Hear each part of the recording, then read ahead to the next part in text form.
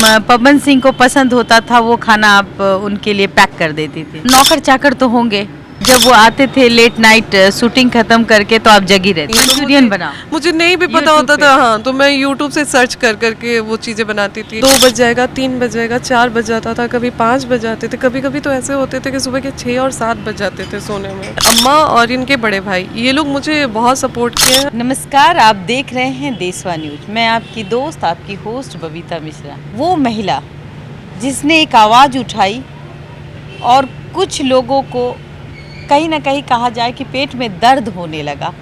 वो दर्द लगता है कि उनके घर में कहीं ना कहीं कहा जाए कि बहन और माँ का सम्मान या पिता का सम्मान कोई मायने नहीं रखता।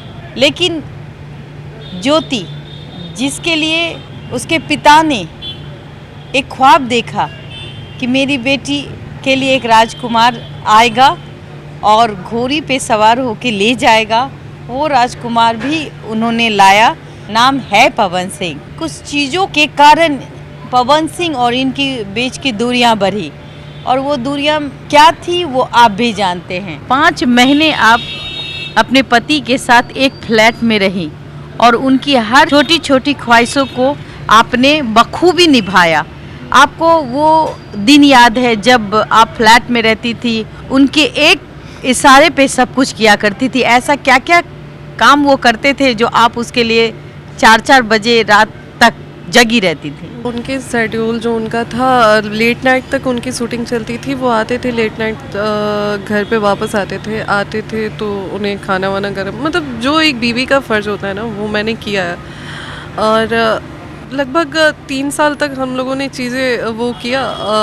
उसमें जैसे 10 दिन मैं ससुराल में रही और फिर हमारी लड़ाई हो जाती थी, फिर मुझे घर पहुंचा जाता था। 5 महीने में क्या उतार चढ़ाव रहा आपकी ज़िंदगी में? उनका शेड्यूल होता था कि जैसे मैं सुबह उठूं, मुझे मेरा इतने बजे तक ब्रेकफास्ट तैयार हो जाना चाहिए। मैं वॉशरूम में जाऊं तो मेरी चीज़ें वेल मेंटेन मिलनी चाहिए। मैं वॉशरूम से निकलूं तो मेरी चीज़ें मेरे सामने होनी चाहिए, जो यूज़ करता हूं मैं। जब वो आते थे लेट नाइट शूटिंग खत्म करके तो आप जगी रहती थी? हाँ, लेट नाइट जब भी आते थे तब तो मैं जगी रहती थी। और जगने के बाद वो खाना खाते थे, फिर उसके बाद कब सोने का मौका मिलता था? लगभग रोज़ का शेड्यूल था। 2 बज जाएगा, 3 बज जाएगा, 4 बज जाता था, कभी 5 बज जाते थे, कभी कभी तो ऐसे होते थे कि सुबह के 6 और 7 बज जाते थे सोने में। फिर उसके बाद उठते हुए तो फिर आप ब्रेकफास्ट वगैरह के लिए रेडी होती थी?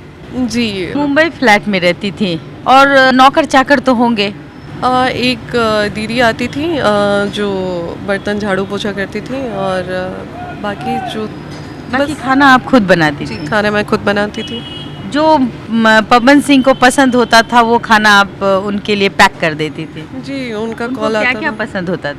पता नहीं, उनकी जो भी फरमाइशें हुई मुझे, मतलब जो फरमाइश उन्होंने की आपने तैयार कर दिया? जी, मैं शादी करके गई तो इतना मुझे कुकिंग का इतना ज़्यादा नॉलेज नहीं था। नॉर्मली हाँ, दाल चावल जो नॉर्मल होते हैं वो बना लेती थी, लेकिन इतना आइडिया नहीं था। पर वो जो बोलते थे ना कि हाँ ये चीज़ें मुझे खानी है, मंचूरियन बनाओ, मुझे नहीं भी पता होता था, हाँ, तो मैं YouTube से सर्च कर करके वो चीज़ें बनाती थी। मतलब कि सारी ज़रूरतों को आप पूरा करती थी? मेरे अकॉर्डिंग मैंने किया है। अब सामने वाले की नज़र में कहाँ कमी है, क्या है, अब वो आके बताएं तब तो। पवन सिंह से बस इतना ही कहूँगी कि अगर सुबह का भूला शाम को अगर वापस आ जाए तो उसे भूला नहीं कहते। मैं 2 लोगों का हमेशा से, अम्मा और इनके बड़े भाई, ये लोग मुझे बहुत सपोर्ट किए हैं और मेरे लिए खड़े रहते थे ये 2। चलिए पवन सिंह जी, आप अगर मुझे देख रहे हैं, मेरे चैनल को आप देखेंगे, आपके जो भी कलीग्स आप तक ये वीडियो पहुंचाएंगे, मेरा एक ही माध्यम रहेगा, एक ही संदेश रहेगा आपके लिए कि आप कभी एकांत में जाएं और सोचें। अगर मेरी बातों को सुन पा रहे हैं तो एक बार पत्नी नहीं दोस्त बना के देखिए अपनी पत्नी को और दिल की बात जानने की कोशिश कीजिए। फिलहाल देशवा न्यूज में इतना ही। देशवा न्यूज के साथ बने रहें।